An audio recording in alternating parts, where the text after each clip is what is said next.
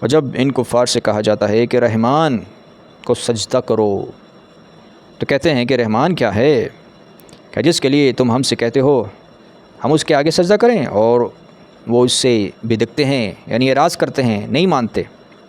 تو کیا فرمایا کہ یہ جو کافر لوگ ہیں، یہ جو اللہ کے نافرمان ہیں، ان کو جب کہا جاتا ہے بھئی اللہ کو سجدہ کرو، نمازیں پڑھا کرو، اللہ نے تمہیں اس دنیا میں پیدا فرمایا ہے، تم اللہ کے غلام ہو، عبد ہو، اللہ کے نوکر ہو، تم مالک نہیں ہو، تمہاری زندگی، تمہارا جسم، تم خود اس کے مالک نہیں ہو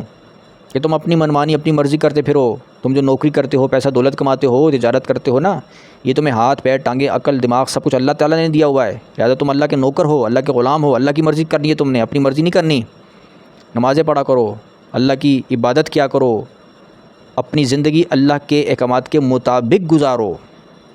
سجدے کیا کرو۔ تو وہ نہیں مانتے، وہ کہتے ہیں